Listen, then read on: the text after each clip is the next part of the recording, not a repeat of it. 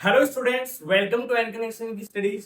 और आज हम बात करेंगे फंडामेंटल ऑफ नर्सिंग से एक बहुत ही इंपॉर्टेंट टॉपिक जो अपना चल रहा था वाइटल साइन। उसके अंदर अपन ने फर्स्ट जो वाइटल साइन पढ़ रहे थे अपन वो पढ़ रहे थे टेम्परेचर। तो उसी का कंटिन्यूएशन अपन आज करेंगे और पढ़ेंगे फीवर के बारे में। और जो पिछली क्लास थी उसका लिंक आपको मिलेगा डिस्क्रिप्शन बॉक्स में। तो आइए शुरू करते हैं फीवर के बारे में। इसमें अपन जानेंगे सबसे पहले कि फीवर की डेफिनेशन क्या है, ऐसे कौन कौन से फैक्टर्स है जिनकी वजह से बॉडी का टेम्परेचर बढ़ता है, साथ ही साथ जो टाइप्स और स्टेजेस है फीवर्स की उनके बारे में आज अपन इसमें डिस्कस करेंगे। तो सबसे पहले अपन बात करें फीवर की डेफिनेशन की। तो फीवर की डेफिनेशन क्या होती है, मैंने आपको प्रीवियस क्लास में बताया कि जो नॉर्मल बॉडी का जो टेम्परेचर होता है उसकी जो रेंज होती है वो कितनी होती है, 36.1 degree centigrade to 37.2 degree centigrade. ये अपन ने नॉर्मल जो टेम्परेचर होता है बॉडी का उसके बारे में अपन ने देखा था कि नॉर्मल रेंज जो बॉडी की होती है वो होती है 36.1 degree centigrade to 37.2 degree centigrade. आज अपन बात करेंगे फीवर की। तो फीवर की जो डेफिनेशन है उसमें क्या है कि फीवर और साथ ही साथ लिखते रहिएगा आप, फीवर और पायरेक्सिया। जो फीवर होता है उसको और कौन से वर्ड से जाना जाता है, पायरेक्सिया के नाम से भी फीवर को जाना जाता है। तो फीवर और pyrexia is defined as rise in body temperature rise in body temperature from 99 degree Fahrenheit और 37.2 डिग्री सेंटीग्रेड। ठीक है, तो इसका मतलब क्या है कि अगर आपकी बॉडी का जो टेम्परेचर है वो 99 डिग्री सेंटीग्रेड से 99 डिग्री फ़ारेनहाइट से बढ़ जाए, या फिर अगर सेंटीग्रेड में बात करें 37.2 डिग्री सेंटीग्रेड से अगर बढ़ जाता है तो उस कंडीशन को क्या बोलते हैं, उस कंडीशन को बोलते हैं फीवर। अभी ऐसी कौन कौन सी कंडीशन होती है जिनकी वजह से आपकी बॉडी का टेम्परेचर बढ़ेगा, तो उनके बारे में बात कर लेते हैं। तो body temperature rise due to, इसमें लिखिए आप आगे, body temperature rise due to any disease condition. अगर आपकी बॉडी के अंदर कोई भी डिजीज होती है, कोई भी इंफेक्शन वगैरह हो रहा है, उस कंडीशन की वजह से भी क्या होगा कि आपकी बॉडी का जो नॉर्मल टेम्परेचर है वो क्या होगा, बढ़ जाएगा। ठीक है, ड्यू टू डिजीज कंडीशन।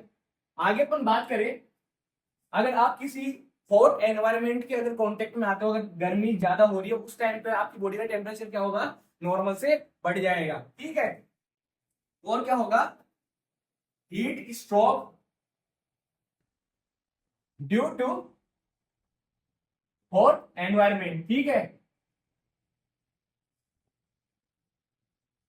तो ये अपन ने जाना कि ऐसी कौन कौन सी कंडीशंस होती है जिनकी वजह से बॉडी का टेम्परेचर बढ़ जाएगा। और ऐसी कौन कौन सी कंडीशन हो सकती है, मैंने आपको बताया था कि जो बॉडी का जो टेम्परेचर होता है वो कहाँ से रेगुलेट होता है, जो अपना नर्वस सिस्टम है उसके थ्रू जो हाइपोथैलेमस है उससे क्या होता है, जो बॉडी का नॉर्मल टेम्परेचर होता है वो रेगुलेट होता है। अब अगर आपकी बॉडी के टेम्परेचर में थोड़ा सा भी वेरिएशन आएगा तो क्या करेगा, जो हाइपोथैलेमस है वो रेगुलेटरी मैकेनिज्म फॉलो करेगा।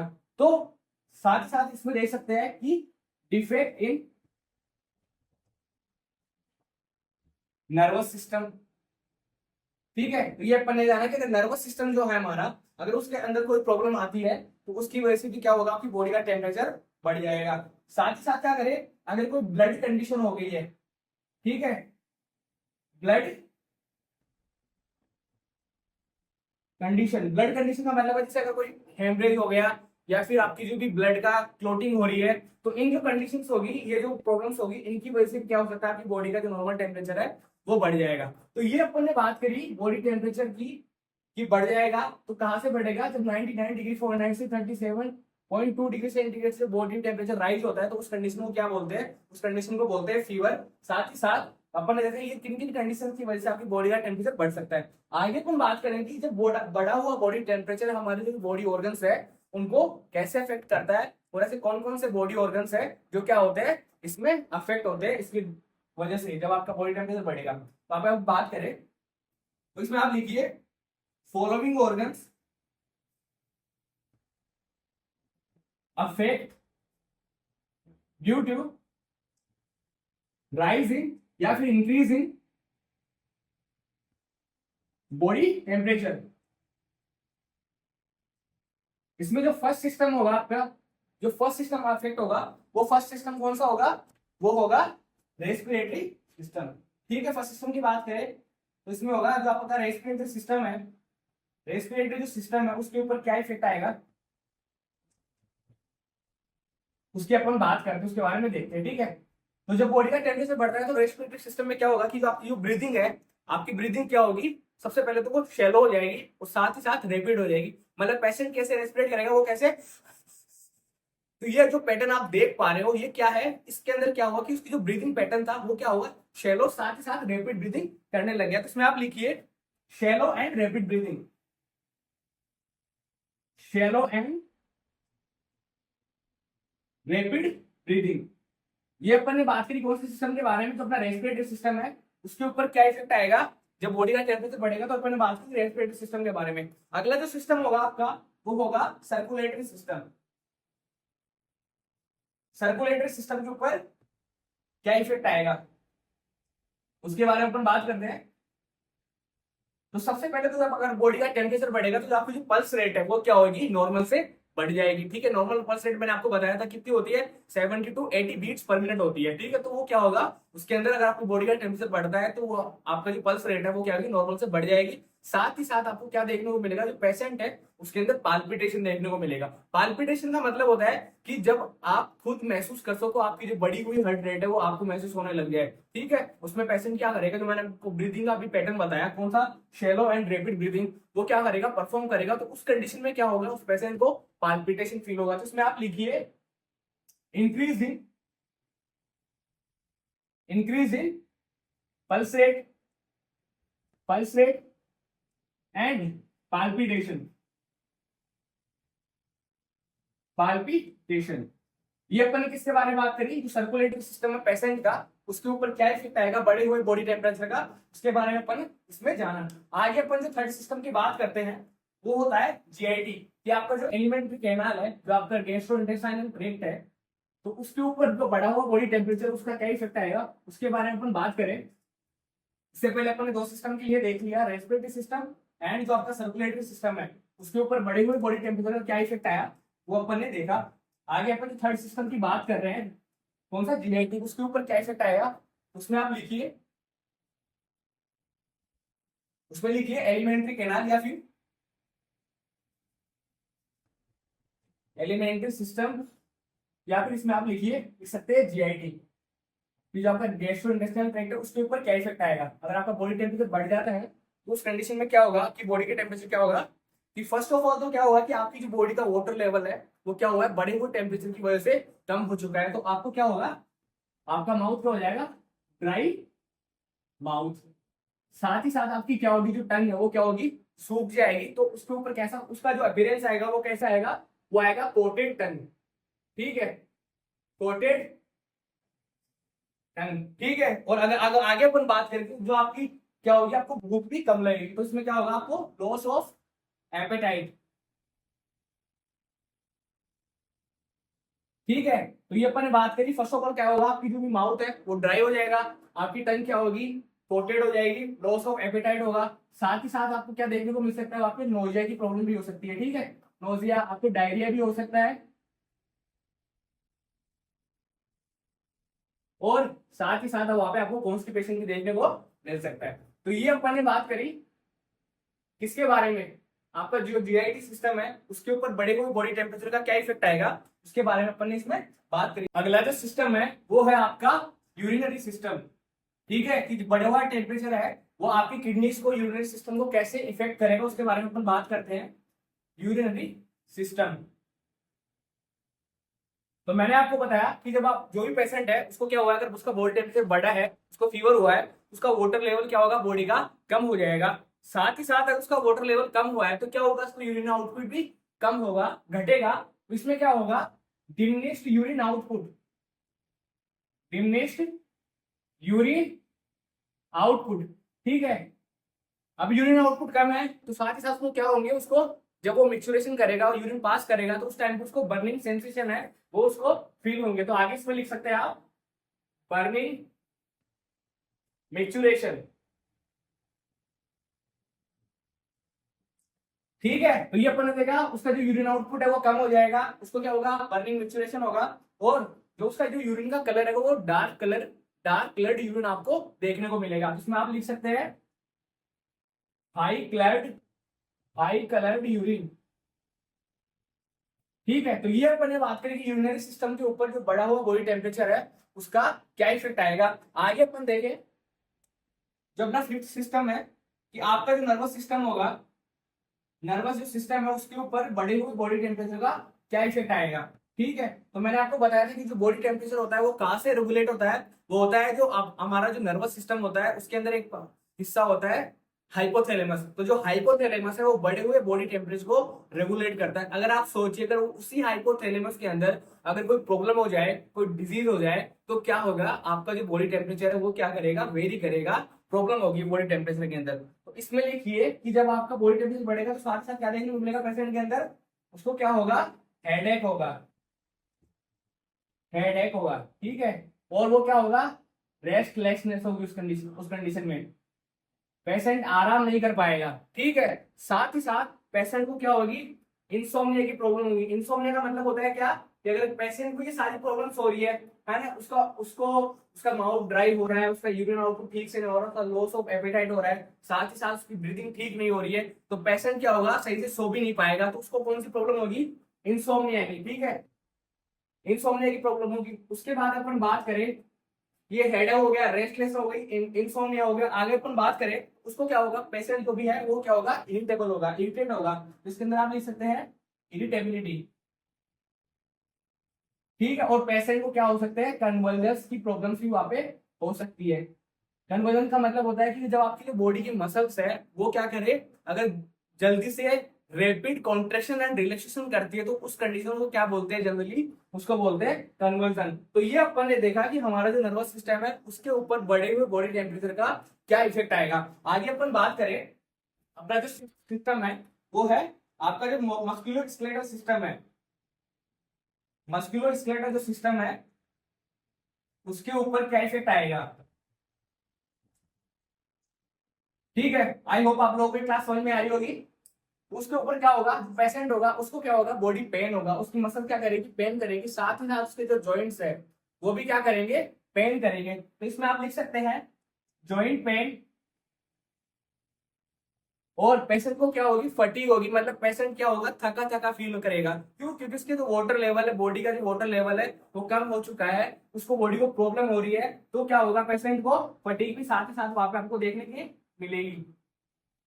ठीक है, उसको जॉइंट पेन हो रहा था, उसको फटीग हो रही थी, साथ ही साथ उसको क्या होगा, इसको मसल्स एक भी होगा, उसकी मसल्स में भी क्या होगा, पेन होगा, मसल्स पेन। तो ये अपन ने बात करी जो मस्कुलर स्केलेटल सिस्टम है उसके ऊपर क्या इफेक्ट है बॉडी को, बॉडी टेम्परेचर का, इसमें अपन ने देखा। आगे अपन बात करेंगे जो इंटीग्यूमेंट्री सिस्टम है, ठीक है, उसके ऊपर क्या इफेक्ट आएगा बॉडी का, बॉडी के बढ़े हुए टेम्परेचर का, उसकी अपन बात करते हैं। ठीक है, तो इसमें लिखिए आप कि पेशेंट को क्या होगी, ज्यादा स्वेटिंग होगी, पेशेंट को क्या होगा, उसको पसीना बहुत ज्यादा आएगा। इसमें लिखिए आप heavy sweating, heavy sweating.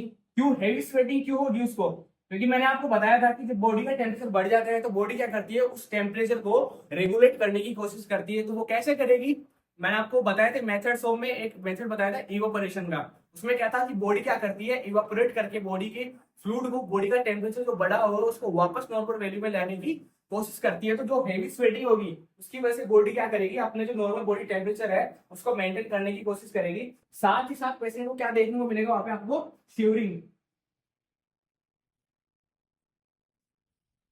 Shivering देखने को मिलेगी। शिवरिंग का मतलब होता है कि जो पेशेंट होता है उसको, वो उसकी बॉडी क्या करती है, उस जो बढ़ा हुआ बॉडी टेम्परेचर है उसको मेंटेन करने की कोशिश कर रही है। तो वो कैसे करेगी, शिवरिंग के थ्रू उसकी बॉडी क्या करी है, उसकी बॉडी में कपकपाहट होगी, आप ऐसे जान सकते हैं इस वर्ड को। ठीक है, इसका मतलब क्या होगा कि उसकी फर्स्ट ऑफ ऑल तो उसको हेवी स्वेटिंग देखने को मिलेगी।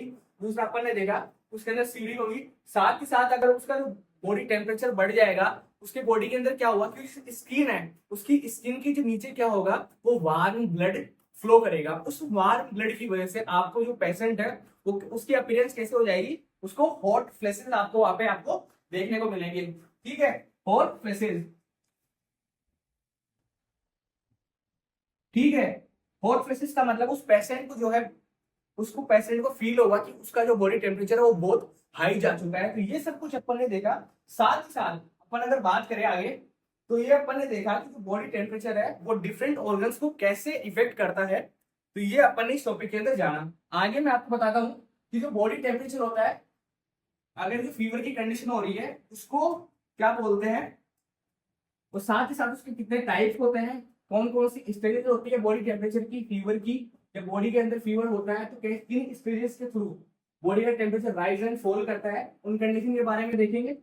और इसके अंदर आप एक नोट लगा के लिखिए, इसके अंदर एक नोट डालिए और उसमें लिखिए कि मैंने आपको बताया था कि रेस्पिरेटरी सिस्टम के ऊपर क्या इफेक्ट आएगा, कि आपको जो पल्स रेट है वो क्या होगी, वो आपको बढ़ी हुई पल्स रेट वहां पे आपको देखने को मिलेगी। तो इसमें लिखिए कि कैसे बढ़ा हुआ बॉडी टेम्परेचर पल्स रेट को इफेक्ट करता है। तो इसमें लिखिए कि जब पेशेंट का बॉडी टेम्परेचर, नोट डाल के लिखिए, इसमें एक नोट डालिए, उसमें लिखिए कि जब पेशेंट का बॉडी टेम्परेचर 1 डिग्री सेंटीग्रेड से बढ़ता है, अगर बॉडी टेम्परेचर 1 डिग्री सेंटीग्रेड बढ़ रहा है, increase in 1 degree centigrade body temperature increase, इस कंडीशन में क्या होगी, आपकी जो ब्रीदिंग है वो 4 ब्रीथ पर मिनट के हिसाब से बढ़ जाएगी। इसका मतलब क्या हुआ, इंक्रीज 4 ब्रीथ पर मिनट। मैंने आपको नॉर्मल ब्रीदिंग बताई कि एक पर्सन जो एडल्ट पर्सन होता है उसकी नॉर्मल ब्रीदिंग होती है 16 से 20 breath per minute, 16 to 20 breath per minute. उसके अंदर क्या होगा, अगर बॉडी टेम्परेचर 1 डिग्री सेंटीग्रेड बढ़ता है तो वो क्या होगा, आपको 4 ब्रीथ क्या होगी, बढ़ी हुई देखने को मिलेगी। साथ ही साथ अगर पल्स के ऊपर इफेक्ट देखें 1 डिग्री सेंटीग्रेड का, तो वहां से आपको देखने को मिला 7 to 10 बीट्स पर मिनट वहां पे आपको क्या देखने को मिलेगी, बढ़ी हुई देखने को मिलेगी। जो नॉर्मल वैल्यू है, मैंने आपको पल्स की बताई थी 70 to 80 बीट्स पर मिनट जो नॉर्मल वैल्यू है, उसमें आपको क्या देखने को मिलेगी, बढ़ी हुई देखने को मिलेगी। कितनी बीट, जब आप 1 डिग्री सेंटीग्रेड बॉडी टेम्परेचर बढ़ेगा तो उसकी पल्स रेट कितनी आएगी, 7 से 10 बीट्स पर मिनट ज्यादा आएगी नॉर्मल से। ठीक है, ये अपन ने बात करा। आगे अपन बात करें कि उसकी जो रेस्पिरेटरी रेट है और जो हार्ट रेट है उनका रेशियो कितना आएगा। ठीक है, अपन रेशियो की बात करें तो उसकी जो रेस्पिरेटरी रेट है, अपन नोट में लिख रहे हैं रेस्पिरेटरी जो रेट है, साथ ही साथ उसकी जो हार्ट रेट है उसके अपन रेशियो की बात करें तो वो कितना आएगा, ये आएगा 1:4। ठीक है, ये अपन ने बात करी उसकी रेस्पिरेटरी रेट और हार्ट रेट में रेशियो कितना आएगा, 1:4। साथ ही साथ अगर अपन उसके रेस्पिरेशन की बात करें, इनहेलेशन इज टू एक्सहेलेशन, इसका मतलब है कि वो कितनी ब्रीथ इन करेगा, कितनी ब्रीथ आउट करेगा। उसके अंदर अपन रेशियो की बात करें तो उसका रेशियो कितना आएगा, 1:2। ठीक है, कि जो पेशेंट है वो ब्रीथ कम अंदर लेगा और एक्सेल ज्यादा करेगा, उसकी जो एक्सलेशन है वो क्या होगी, बढ़ जाएगी। साथ ही साथ अपन बात करें पल्स प्रेशर की, ठीक है, और इसकी डायस्टोलिक बीपी की एंड सिस्टोलिक बीपी की, अगर इनके अपन रेशियो की बात करें तो ये कितना होगा, ये होगा 1:2:3। ठीक है, तो ये जो रेशियो अपन ने बात करी थी, जब बॉडी का टेम्परेचर बढ़ता है तो डिफरेंट जो ऑर्गन्स है या जो डिफरेंट अपनी बॉडी की जो भी नॉर्मल मैकेनिज्म है उनके ऊपर, उनके रेशियो के ऊपर क्या इफेक्ट आएगा। पल्स प्रेशर की अपन बात करें तो नॉर्मल पल्स प्रेशर होता है वो कितना होता है उसकी बात करते हैं। तो मैंने आपको बीपी के बारे में बताया था कि जो बीपी की नॉर्मल वैल्यू होती है वो कितनी, नॉर्मल जो ब्लड प्रेशर होता है पेशेंट का वो होता है, एक एडल्ट पेशेंट का 120/80 mm ऑफ Hg। ठीक है, अपन पल्स प्रेशर की बात करें तो पल्स प्रेशर का फॉर्मूला होता है systolic BP minus diastolic BP. तो वो क्या होगा, वो आएगी आपकी पल्स प्रेशर की वैल्यू। तो ये जो ऊपर वाली वैल्यू होती है वो हमेशा कौन सी बीपी होती है, वो होती है सिस्टोलिक बीपी, और ये नीचे वाली वैल्यू है वो कौन सी है, डायस्टोलिक बीपी। जब आप इन दोनों का डिफरेंस लोगे तो आपके सामने कौन सी वैल्यू आएगी, पल्स प्रेशर की। तो पल्स प्रेशर की वैल्यू आएगी आपके सामने जो कि कितना होता है नॉर्मल 40 mm ऑफ Hg। ठीक है, तो ये अपन ने बात करी डिफरेंट रेशियो के बारे में। आगे अगर आपके बॉडी का टेम्परेचर बढ़ता है तो आपको पेशेंट को क्या क्या प्रोवाइड करवाना पड़ेगा, अपन उसके बारे में बात करते हैं। ठीक है, ये अपन ने देखा कि अगर बॉडी का टेम्परेचर 1 डिग्री सेंटीग्रेड से बढ़ता है तो आपकी पल्स के ऊपर और आपकी ब्रीथ के ऊपर क्या इफेक्ट आएगा, बॉडी के ऊपर। ठीक है, आगे अपन बात करते हैं कि अगर बॉडी का टेम्परेचर बढ़ जाता है तो आपको क्या प्रोवाइड करवाना पड़ेगा वहां पे। तो इसमें लिखिए आप इन फीवर प्रोवाइड। सबसे पहले तो आपको क्या करना पड़ेगा, उसकी जो फ्लूइड इनटेक है वो क्या करनी पड़ेगी, आपको वहां पे बढ़ानी पड़ेगी। तो इसमें लिखिए आप इंक्रीज फ्लूइड इनटेक। अगर किसी पेशेंट को फीवर हुआ है तो उसकी फ्लूइड इनटेक आपको वहां पे क्या करनी पड़ेगी, बढ़ानी पड़ेगी। इंक्रीज फ्लूइड इनटेक, ठीक है। ये अपन ने फर्स्ट बात करा कि उसकी जो फ्लूइड इनटेक है पेशेंट की वो आपको क्या करनी पड़ेगी, बढ़ानी पड़ेगी। साथ ही साथ उसकी कैलोरी इनटेक है वो भी क्या करेगी, बढ़ानी पड़ेगी। इंक्रीज कैलोरीज इनटेक, ठीक है। और अभी मैंने आपको बताया था कि जब 1 डिग्री सेंटीग्रेड टेम्परेचर बढ़ता है तो बॉडी के पल्स के ऊपर और जो उसकी हार्ट रेट है, ठीक है, उसके ऊपर क्या इफेक्ट आएगा, ठीक है। साथ ही साथ रेस्पिरेशन पे क्या इफेक्ट आएगा, आगे अपन बात करते हैं। अगर बॉडी का temperature, if body temperature increase 1 degree centigrade, ठीक है, अगर बॉडी का टेम्परेचर 1 डिग्री सेंटीग्रेड से बढ़ता है तो पेशेंट क्या करेगा, 13% O2 कंजप्शन उसका क्या होगा, बढ़ जाएगा। कंजप्शन क्या होगा, नॉर्मल से 13% बॉडी क्या करेगी, O2 को ज्यादा यूज में लेगी। कब, जब बॉडी का टेम्परेचर 1 डिग्री सेंटीग्रेड से बढ़ता है। आगे अपन बात करें, अगर बॉडी का टेम्परेचर 1 डिग्री फ़ारेनहाइट से ज्यादा बढ़ता है, ठीक है, ये अपन ने बात करी सेंटीग्रेड में। अगर आपको ये वैल्यू अगर फ़ारेनहाइट में पूछ ले कि अगर पेशेंट का बॉडी टेम्परेचर इंक्रीज करे किससे, 1 डिग्री फ़ारेनहाइट से, तो कितनी बॉडी को ऑक्सीजन को कंज्यूम करेगी, तो वो वैल्यू होगी 7%।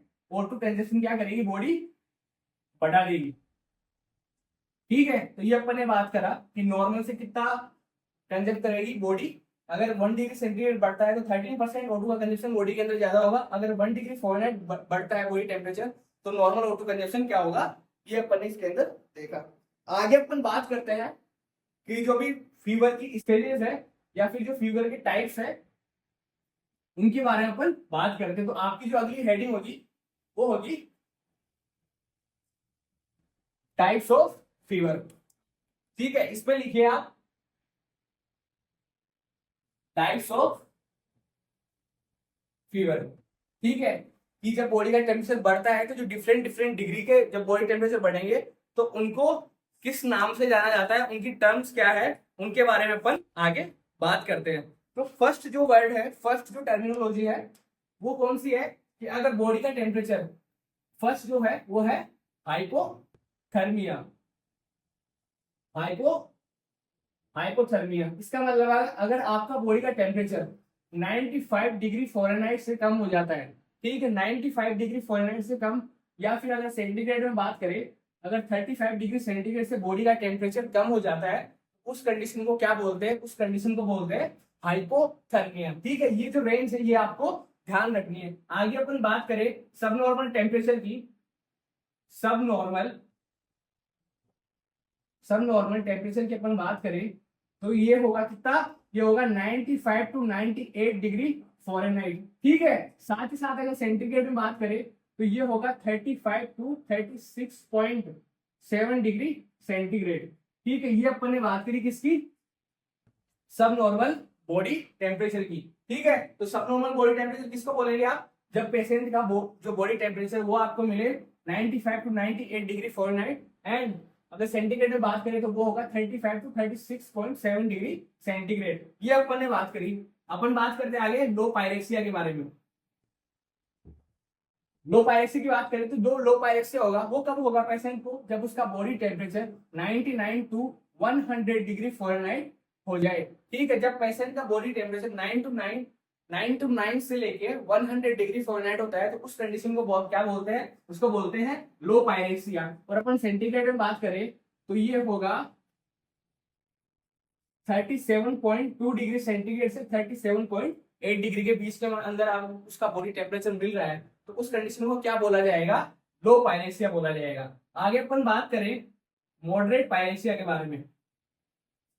मॉडरेट पायरेक्सिया के बारे में बात करें तो ये जो वैल्यू आएगी वो आएगी अगर उसका बॉडी टेम्परेचर 100 डिग्री से लेके 103 डिग्री फ़ारेनहाइट के बीच में आ रहा है, ठीक है। 100 डिग्री से लेके 103 डिग्री फ़ारेनहाइट के बीच में अगर उसका बॉडी टेम्परेचर आ रहा है उसको आप क्या बोलोगे, मॉडरेट पायरेक्सिया। साथ ही साथ अगर सेंटीग्रेड में बात करें तो 37.8 टू 39.4 डिग्री सेंटीग्रेड अगर उसका बॉडी टेम्परेचर आ रहा है तो उस कंडीशन को आप क्या बोलोगे, वो आएगा आपका किस रेंज में, उस बॉडी टेम्परेचर को आप बोलोगे मॉडरेट पायरेक्सिया। ठीक है, तो अपन डिफरेंट टाइम जो भी डिफरेंट टेम्परेचर की रेंज है उसके अकॉर्डिंग देख रहे हैं कि किस रेंज को अपन किस पायरेक्सिया के अंदर कंसीडर करेंगे। ठीक है, आगे अपन बात करें, ये अपन ने देखा मॉडरेट पायरेक्सिया के बारे में। आगे अपन बात करें हाई पायरेक्सिया के बारे में, तो जो हाई पायरेक्सिया होगा उसका बॉडी टेम्परेचर कितना होगा, वो होगा 103 डिग्री फ़ारेनहाइट से लेके अगर उसका बॉडी टेम्परेचर 105 डिग्री फ़ारेनहाइट के बीच में अगर मिल रहा है, ठीक है, तो उसका बॉडी टेम्परेचर क्या होगा, उसको आप किस नाम से जानेंगे, हाई पायरेक्सिया के लिए उसका जो वर्ड यूज मिलेगा वो क्या होगा, हाई पायरेक्सिया होगा। ठीक है, अगर सेंटीग्रेड में अपन बात करें तो ये होगा 39.4 डिग्री सेंटीग्रेड से 40.6 डिग्री सेंटीग्रेड के बीच की जो वैल्यू आएगी उसको क्या बोलते हैं, उसको बोलते हैं हाई पायरेक्सिया। तो ये अपन ने बात करी, आगे जो वैल्यू आएगी उसको बोलते हैं हाइपर पायरेक्सिया। हाइपर पायरेक्सिया किसको बोलेंगे, उसका body temperature more than 105 degree Fahrenheit से उसका बॉडी टेम्परेचर बढ़ जाता है तो उस कंडीशन को आप क्या बोलेंगे, उस कंडीशन को बोलेंगे हाइपर पायरेक्सिया। ठीक है, साथ ही साथ अपन बात करें अगर फ़ारेनहाइट डिग्री सेंटीग्रेड में तो वो होगा 40.6 डिग्री सेंटीग्रेड से उसका बॉडी टेम्परेचर बढ़ता है तो उस कंडीशन को बोलेंगे क्या, उस कंडीशन को बोलेंगे हाइपर पायरेक्सिया। तो ये अपन ने बात करी टाइप्स ऑफ फीवर के बारे में। आगे अपन देखते हैं और जो भी डिफरेंट टाइप्स के जो फीवर है उनके बारे में अपन बात करें तो जो फर्स्ट फीवर जो आगे जो टर्म है वो होती है कांस्टेंट फीवर या कंटिन्यूस फीवर, अपन किसको बोलेंगे। ठीक है, फर्स्ट जो फीवर है या फिर फीवर के अपन जो टाइप्स की बात करें उसमें जो आगे अगला जो पॉइंट है वो है कांस्टेंट फीवर। कांस्टेंट फीवर या फिर इसी को बोलते हैं कंटिन्यूअस फीवर, किसको बोलते हैं उसकी अपन डेफिनेशन की बात करें तो वो क्या होती है इसके बारे में अपन जानते हैं। तो जो कांस्टेंट फीवर जो होता है वो क्या होता है कि अगर आप किसी पेशेंट का पूरे दिन में अगर बॉडी टेम्परेचर ले रहे हैं, ठीक है, और आपने जो उसका मॉर्निंग टेम्परेचर था और जो इवनिंग टेम्परेचर था उन दोनों के बीच का डिफरेंस निकाला, वो आपको अगर 2 डिग्री से कम मिल रहा है, ठीक है, तो उस फीवर को आप क्या बोलेंगे, उसको बोलेंगे आप कांस्टेंट फीवर। और वो जो बॉडी टेम्परेचर वो कभी भी नॉर्मल बॉडी टेम्परेचर में नहीं आता। तो ठीक है, इसको लिख सकते हैं आप, इसको लीजिए कि इसको लिख सकते हैं आप constant fever is defined as when the body temperature is not more than 2 degree, not more than 2 degree between evening and morning, and the temperature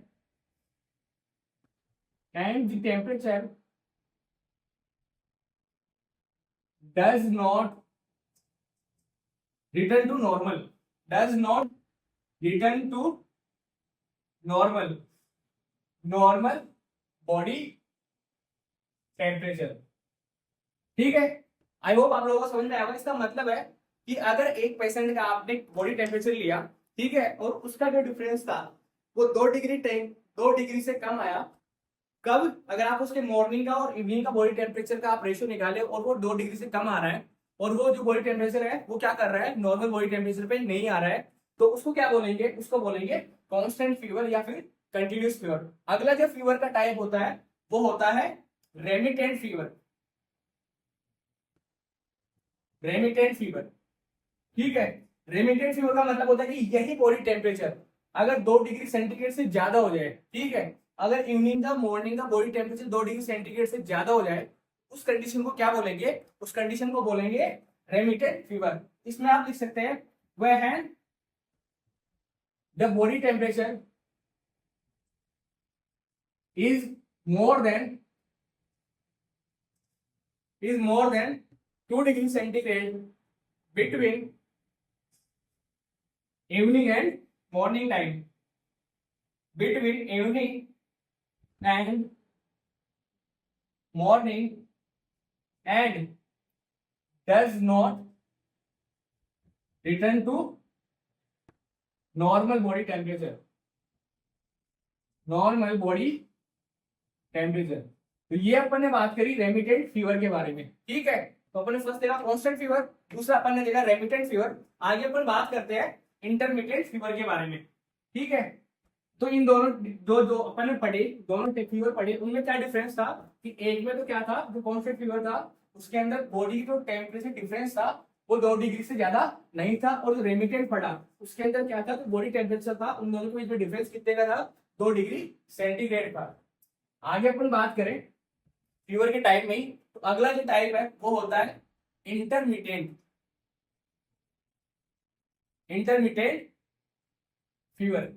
इसका मतलब होता है कि जब बॉडी का टेम्परेचर, आप किसी पेशेंट का बॉडी टेम्परेचर मेजर कर रहे हैं और वो बॉडी टेम्परेचर आपको इवनिंग टाइप में ज्यादा मिले, किसकी कंपेयर में, मॉर्निंग के कंपेयर में अगर आप बॉडी टेम्परेचर मेजर कर रहे हो वो आपको इवनिंग में ज्यादा मिल रहा है, तो ऐसे फीवर को क्या बोलते हैं, उसको बोलते हैं इंटरमिटेंट फीवर। या फिर आप ऐसे भी समझ सकते हो, जैसे मैंने अभी आपको डिफरेंट कैटेगरी ऑफ टेम्परेचर के बारे में बताया, तो अगर किसी पेशेंट का जो बॉडी टेम्परेचर है वो बढ़ता है सबनॉर्मल टेम्परेचर से, पहले आता है नॉर्मल टेम्परेचर में, नॉर्मल टेम्परेचर से आता है हाई टेम्परेचर में, और फिर वापस से किस में जाता है, सबनॉर्मल टेम्परेचर में जा रहा है। तो ये जो सर्कल है, अगर कोई किसी टेम्परेचर का ग्रेडियंट अगर इस सर्कल को कंप्लीट कर रहा है, इस कंसिस्टेंसी में अगर उसका बॉडी टेम्परेचर आ रहा है, तो उस कंडीशन को क्या बोलते हैं, इंटरमिटेंट फीवर बोलते हैं, ठीक है। इसलिए इसका नाम क्या था, इंटरमिटेंट फीवर नाम था। तो इसमें आप लिख सकते हैं कि usually the body temperature,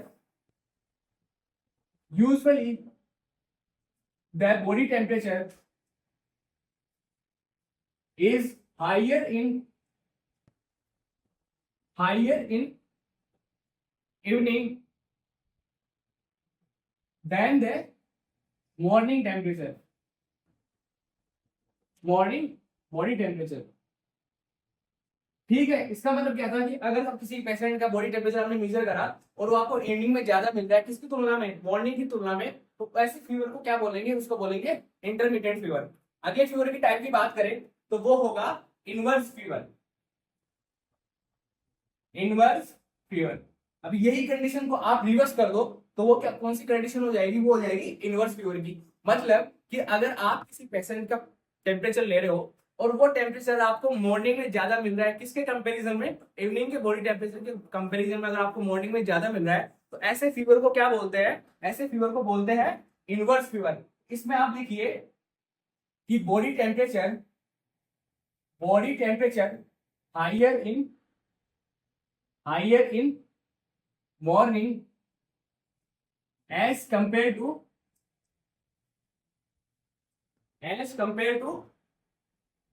evening body temperature, evening body temperature। अब ये जो टर्म्स है इनके अंदर, ये जो फीवर के टाइप है इनमें आपको कंफ्यूजन हो सकता है, तो थोड़ा ध्यान से पढ़िएगा आप इनको, ठीक है। फर्स्ट अपन ने देखा था कि जब अगर बॉडी जो कांस्टेंट फीवर था उसका मतलब था कि अगर बॉडी का टेम्परेचर 2 डिग्री से कम होता है किसमें, इवनिंग में और मॉर्निंग में, तो वो क्या होता है, कांस्टेंट फीवर। उसका अगला टाइप अपन ने देखा तो वो क्या था, रेमिटेंट फीवर। उसमें क्या था कि जो मोर देन अगर 2 डिग्री सेंटीग्रेड रहता है अगर उसका बॉडी का टेम्परेचर मॉर्निंग में और इवनिंग में, उसको क्या बोलते हैं, रेमिटेंट फीवर। अगला अपन देखा इंटरमिटेंट फीवर। इंटरमिटेंट का फीवर का मतलब है कि अगर किसी पेशेंट का बॉडी टेम्परेचर हाइयर आपको देखने को मिले इवनिंग में इसकी तुलना में, मॉर्निंग की तुलना में, तो वो होगा इंटरमिटेंट। अगला देखा इनवर्स फीवर। इसका मतलब अगर आपको मॉर्निंग बॉडी टेम्परेचर ज्यादा देखने को मिले किसकी तुलना में, किसके कंपैरिजन में, अगर इवनिंग के कंपैरिजन में, ठीक है, उस कंडीशन को क्या बोलते हैं, उसको बोलते हैं इनवर्स फीवर। अगला जो फीवर का टाइप है वो है हेक्टिक फीवर, या फिर किसी को बोलते हैं फ्रेनिंग फीवर, ठीक है। इसमें आगे लिखिए हेक्टिक फीवर, ठीक है, हेक्टिक फीवर या फिर स्विंगिंग फीवर। इसका मतलब है जो हेक्टिक फीवर है, जो स्विंगिंग फीवर है, इसका मतलब है कि अगर आप किसी पेशेंट का आपने क्या करा, बॉडी टेम्परेचर मेजर करा और आपने कंपेयर करा दोनों दो वैल्यूज आपके पास, जैसे आपने किसी पेशेंट का मॉर्निंग में बॉडी टेम्परेचर लिया और आपने लिया इवनिंग में बॉडी टेम्परेचर। अगर इन दोनों टेम्परेचर के बीच में जो वेरिएशन है, जो डिफरेंस है वो अगर बहुत ज्यादा है, बहुत ग्रेट है, तो ऐसे जो फीवर को क्या बोलेंगे, उसको बोलेंगे हेक्टिक फीवर बोलेंगे। इसमें आप लिख सकते हैं when the difference, when the difference between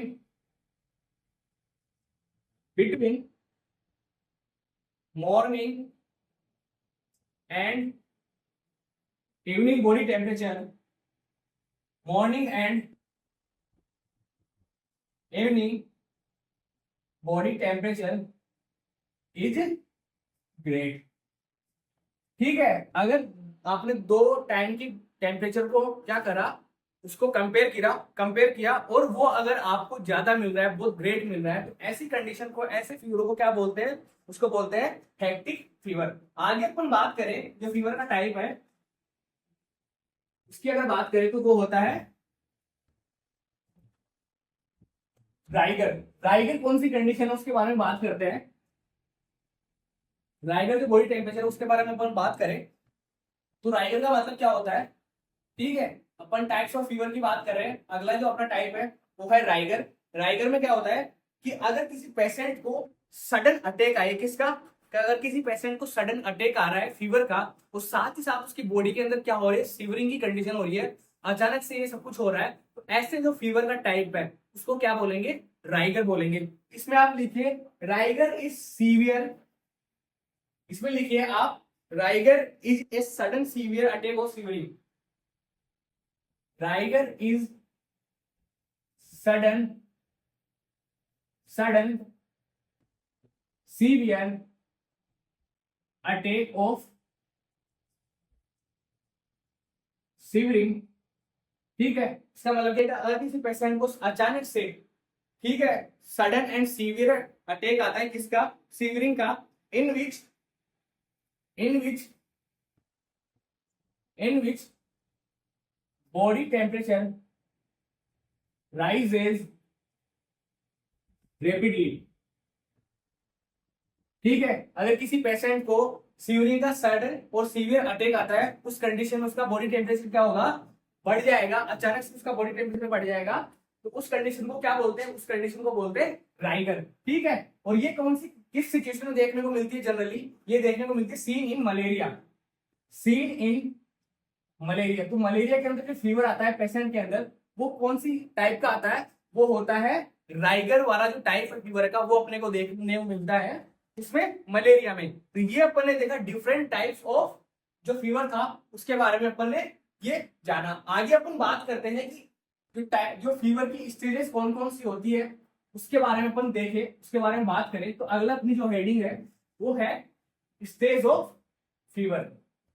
ठीक है, तो इसमें लिखिए आगे अगली जो हेडिंग अपनी वो है स्टेजेस ऑफ फीवर। फीवर की कौन कौन सी स्टेज होती है, इसको अपन एक ग्राफ के थ्रू देखें। ठीक है, तो जो फर्स्ट जो स्टेज आती है वो होती है कौन सी, कि पेशेंट को क्या होगा, फीवर का ऑनसेट होगा, उस कंडीशन को क्या बोलते हैं, ऑनसेट या फिर इन्वेजन। ठीक है, अगर एक अपन ग्राफ के रूप में देखें तो जो, जैसे ये हो गया पेशेंट का नॉर्मल बॉडी टेम्परेचर हो गया 37 डिग्री सेंटीग्रेड। ठीक है, ये हो गया टाइम इधर, और इधर हो गया बॉडी टेम्परेचर। ठीक है, तो पेशेंट का body temperature first of all क्या होगा, बढ़ेगा। ठीक है, तो ये जो कंडीशन है इसको क्या बोलेंगे, इन्वेजन। इसको क्या बोलेंगे, इन्वेजन। फिर बॉडी का टेम्परेचर क्या होगा, मैक्सिमम होने के बाद कुछ समय तक उसका जो बॉडी टेम्परेचर है वो मेंटेन रहेगा। ठीक है, तो उसको कंडीशन को बोलते हैं फास्टिज्म या फिर स्टेडियम। ये जो मैक्सिमम बॉडी टेम्परेचर कुछ टाइम के लिए बना रहता है बॉडी का, उसको बोलते हैं क्या, फास्टिज्म या फिर स्टेडियम। फिर बॉडी का टेम्परेचर क्या होता है, बॉडी क्या करेगी, फाइट बैक करेगी, और जो बढ़ा हुआ बॉडी टेम्परेचर है उसको वापस नॉर्मल बॉडी टेम्परेचर में लाने की कोशिश करेगी। तो ये जो फिर बॉडी टेम्परेचर वापस से नॉर्मल की तरफ आता है, इस कंडीशन को बोलते हैं डिफर्बिसेंसेस। ठीक है, इस कंडीशन को क्या बोलते हैं, डिक्लाइन या फिर डिफर्बिसेंसेस। डिक्लाइन और डिफर्बिसेंस। ठीक है, तो ये अपन ने स्टेज ऑफ फीवर की बात कर रहे हैं अपन। फर्स्ट अपन ने देखा इन्वेजन, उसके बाद होगा स्टेडियम या फास्टिज्म, या फिर फोर्थ होगा जो थर्ड होगा सॉरी वो होगा डिक्लाइन या फिर डिफर्मिसेंस। फर्स्ट अपन ने देखा ऑनसेट बॉडी का टेम्परेचर क्या होगा, बढ़ेगा। फिर मैक्सिमम बॉडी टेम्परेचर होने के बाद क्या हो रहेगा, उस टाइम तक उसका बॉडी टेम्परेचर मैक्सिमम रहेगा। फिर बॉडी फाइट बैक करेगी और फिर उस टेम्परेचर को क्या करेगी, वापस से नॉर्मल बॉडी टेम्परेचर में लाने की कोशिश करेगी। तो इसमें आप जो फर्स्ट स्टेज है उसके अंदर लिखिए आप, जो फर्स्ट स्टेज अपन देख रहे हैं उसके अंदर आप लिखिए फर्स्ट स्टेज कौन सी है, वो है ऑनसेट या फिर इन्वेजन। इसके अंदर आप लिख सकते हैं rise condition of body temperature, कि बॉडी का जो टेम्परेचर वो क्या हो रहा है, अभी बढ़ रहा है। तो rise condition of body temperature, ठीक है। ये अपन ने फर्स्ट स्टेज की बात करी। अगली जो स्टेप आती है नेक्स्ट स्टेप है वो कौन सी है, फास्टिजियम या स्टेडियम, स्टेडियम, ठीक है। अगली जो स्टेज है वो है फास्टिजियम या फिर इसको बोलते हैं क्या, स्टेडियम, ठीक है। इसके अंदर अपन बात करें कि when the body temperature is maximum and maintain through out the time, ठीक है। अगर बॉडी का टेम्परेचर क्या होता है, बढ़ता है और मैक्सिमम टाइम पे जाने के बाद, मैक्सिमम बॉडी टेम्परेचर होने के बाद वो बॉडी टेम्परेचर क्या होता है, मेंटेन होता है। तो उस कंडीशन को क्या बोलते हैं, उसको बोलते हैं फास्टिजियम या फिर स्टेडियम। तो इसमें आप लिख सकते हैं कि when the body temperature, when the body temperature is maximum and maintained for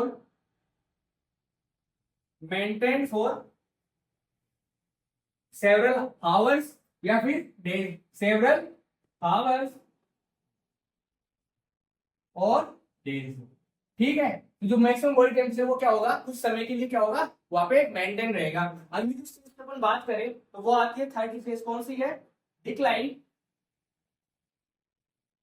और इसी को क्या बोलते हैं, डिफर्मिसेंस, ठीक है। इसमें क्या होगा, बॉडी का जो टेम्परेचर है वो क्या करेगा, अपना जो नॉर्मल वैल्यू है वापस में उस नॉर्मल वैल्यू में आने की कोशिश करेगा। इसके अंदर अपन बात करें तो ये जो डिक्लाइन है वो किस कैसे कैसे होता है, वो होता है दो तरीके से, ठीक है। जो फर्स्ट जो टाइप होता है डिक्लाइन का वो होता है, इसमें अपन देखते हैं जो डिक्लाइन होता है उसका जो फर्स्ट टाइप होता है, ये डिक्लाइन जो होता है उसका जो फर्स्ट टाइप है वो या तो होगा किसके थ्रू, क्राइसिस के थ्रू। क्राइसिस का मतलब है कि अगर बॉडी टेम्परेचर अचानक से, जैसे मैक्सिमम बॉडी टेम्परेचर यहाँ पे था और अगर अचानक से इसका बॉडी टेम्परेचर डिक्लाइन होता है, अचानक से बॉडी टेम्परेचर गिरता है, ऐसी कंडीशन को क्या बोलते हैं, क्राइसिस वाली कंडीशन बोलते हैं। और इसका जो सेकंड टाइप होता है डिक्लाइन का वो होता है लाइसिस, ठीक है। लाइसिस, लाइसिस का मतलब है कि अगर इसका बॉडी टेम्परेचर ग्रेजुअली डिक्रीज हो, ग्रेजुअली डिक्रीज का मतलब है कि अगर यही बॉडी टेम्परेचर अगर जिगजैग पैटर्न में अगर ये लूज होता, लॉस होता, अगर इसका normal body temperature zigzag pattern में अगर वापस अपना नॉर्मल बॉडी टेम्परेचर आता, तो इस कंडीशन को क्या बोलते हैं, लाइसिस बोलते हैं। तो फर्स्ट अपन देख लेते हैं क्राइसिस के बारे में, ठीक है। अपन देख रहे हैं स्टेजेस ऑफ फीवर। फर्स्ट अपन ने देखा इन्वेजन, दूसरा देखा स्टेडियम या जिसको बोलते हैं फास्टिजियम, थर्ड अपन ने देखा डिक्लाइन। डिक्लाइन के अपन ने देखे दो टाइप। अब जो फर्स्ट टाइप है डिक्लाइन का उसके बारे में अपन बात कर लेते हैं। फर्स्ट जो टाइप होता है वो होता है क्राइसिस, ठीक है। ये अपन पढ़ रहे हैं डिक्लाइन में। जो अपन थर्ड टाइप था डिक्लाइन, उसका जो फर्स्ट टाइप है वो कौन सा है, क्राइसिस। क्राइसिस का मतलब होता है when the body temperature, when the body temperature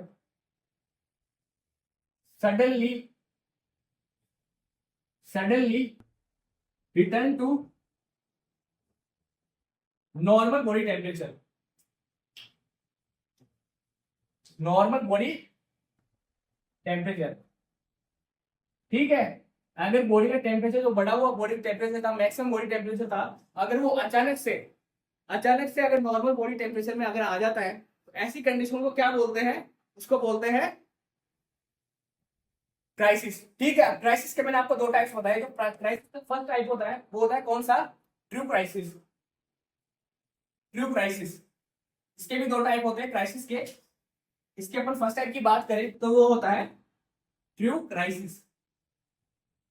true crisis का मतलब है कि जैसे बढ़ा हुआ बॉडी टेम्परेचर था तो उस टाइम पे क्या था कि अपन ने टेम्परेचर मेजर करा उसका, तो पेशेंट की जो भी कंडीशन थी मैंने अभी आपको बताया था कि जब बढ़ा हुआ बॉडी टेम्परेचर होता है तो जो बॉडी के सिस्टम्स है वो कैसे अफेक्ट होते हैं। तो क्या करा, अगर पेशेंट का बॉडी टेम्परेचर अपने मैक्सिमम से वापस नॉर्मल बॉडी टेम्परेचर में आ रहा है, कैसे, अगर उसमें क्राइसिस हो रही है, अचानक से बॉडी टेम्परेचर नीचे आ रहा है, साथ ही साथ उस पेशेंट की जो कंडीशन थी, उसकी जो प्रॉब्लम थी, अगर वो भी ठीक हो रही है, ठीक है, रिवर्ट बैक हो रही है, पेशेंट वापस से ठीक हो रहा है, तो उस कंडीशन को बोलते हैं ट्रू क्राइसिस। मतलब उसका बॉडी टेम्परेचर कम भी हुआ, साथ ही साथ पेशेंट की क्या हुई, जो कंडीशन थी वो भी इंप्रूव हुई। ठीक है, तो इसके अंदर लिखिए when the body temperature when the body temperature suddenly return to normal return to normal and patient condition is improved, patient condition is improved। तो ऐसी सिचुएशन को क्या बोलेंगे, ऐसी क्राइसिस को क्या बोलेंगे, उसको बोलेंगे ट्रू क्राइसिस। अगले टाइप की बात करें तो वो होता है false crisis. False crisis, false crisis का मतलब है कि अगर बॉडी का टेम्परेचर सडनली नॉर्मल हो रहा है, ठीक है, बॉडी का टेम्परेचर आपको गिरा हुआ दिख रहा है, वहां पे आपने उसका बॉडी टेम्परेचर मेजर करा, तो उसका बॉडी टेम्परेचर आपको कम तो रीडिंग आई, उसकी जब पहले बढ़ा हुआ था तो आपने बॉडी टेम्परेचर मेजर करा, उसका बॉडी टेम्परेचर कम आया, लेकिन पेशेंट की जो कंडीशन थी उसके अंदर कोई इंप्रूवमेंट वहां पे आपको देखने को नहीं मिला। तो ऐसी जो सिचुएशन है तो उसको क्या बोलेंगे, उसको बोलेंगे फॉल्स क्राइसिस। ठीक है, इसमें आप लिखिए when the body temperature suddenly return to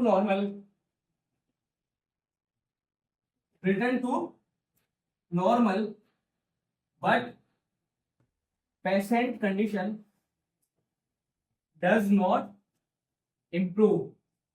मतलब जो पेशेंट की कंडीशन है वो, उसकी जो बॉडी प्रॉब्लम्स है वो वैसे की वैसी क्या हो रही है, बनी हुई है। तो ऐसी अपन कंडीशन को क्या बोलेंगे, ऐसी सिचुएशन को क्या बोलेंगे, उसको बोलेंगे फॉल्स क्राइसिस।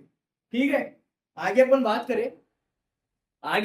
करें कि अपन ने देखा क्राइसिस के बारे में, अपन डिक्लाइन पढ़ रहे हैं, तो थर्ड स्टेज ऑफ फीवर है, उसमें अपन ने फर्स्ट पढ़ा क्राइसिस, उसके अपन ने दो टाइप देखे, true crisis and false crisis. अगला जो टाइप होता है डिक्लाइन का, कि बॉडी टेम्परेचर नॉर्मल हो रही है तो किस तरीके से होगी, तो फर्स्ट अपन ने देखा क्राइसिस। अगला जो टाइप होता है वो होता है लाइसिस। इसका मतलब है कि अगर बॉडी का जो टेम्परेचर है वो ग्रेजुअली डिक्रीज हो रहा है, ठीक है, जिगजैग पैटर्न में अगर डिक्रीज हो रहा है तो ठीक है, उसके अंदर क्या लगेगा, 2-3 दिन का टाइम लगेगा, तो पेशेंट की कंडीशन भी क्या होगी, इंप्रूव होगी। तो लाइसिस के अंदर आप लिखिए, तो सेकेंड टाइप है डिक्लाइन का, वो है लाइसिस। इसमें आप लिखिए, लाइसिस में आप लिखिए कि व्हेन द बॉडी टेम्परेचर, इसमें आप लिखिए when the body temperature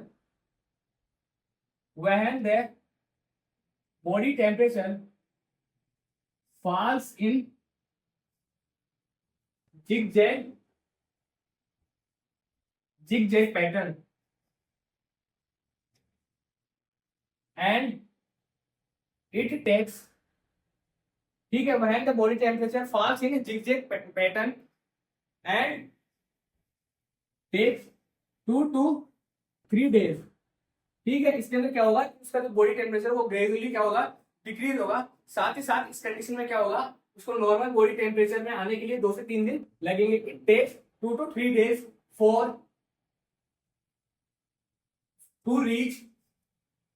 to reach normal body temperature, normal body temperature. ठीक है, तो ये अपन ने बात करी स्टेजेस ऑफ फीवर की। फर्स्ट अपन ने देखा कौन सा, ऑनसेट, ठीक है, उसी को बोलते हैं क्या, इन्वेजन। दूसरी स्टेज देखी अपन ने फास्टिजियम, उसको क्या बोलते हैं, स्टेडियम। थर्ड जो स्टेज थी उसमें अपन ने बात करा डिक्लाइन के बारे में, या फिर उसी को बोलते हैं डिफरेंशियल। उसके अंदर अपन ने 2 तरीके देखे कि बॉडी का टेम्परेचर 2 तरीके से नीचे आएगा, कम होगा। फर्स्ट देखा क्राइसिस, उसमें अपन ने देखे 2 type, true crisis and second one is false crisis. और अपन ने सेकंड देखा इसका डिक्लाइन का, वो होता है लाइसिस, कि अगर बॉडी का टेम्परेचर जिगजैग पैटर्न में अगर नॉर्मल आता है, ठीक है, तो उस कंडीशन को अपन क्या बोलेंगे। साथ ही साथ 2 से 3 दिन लगते हैं अगर बॉडी टेम्परेचर को नॉर्मल आने में, तो उस कंडीशन को क्या बोलते हैं, लाइसिस बोलते हैं। तो ये आज अपन ने देखा फीवर के बारे में, फीवर की स्टेजेस के बारे में, फीवर के टाइप्स के बारे में। आई होप आप लोगों को ये क्लास पसंद आई होगी, और इनके नोट्स आपको मिलेंगे डिस्क्रिप्शन बॉक्स में। तो बने रहिए हमारे साथ और पढ़ते रहिए, और हमने जो भी फीडबैक्स है वो हमें कमेंट बॉक्स में बताते रहिए। Thank you so much.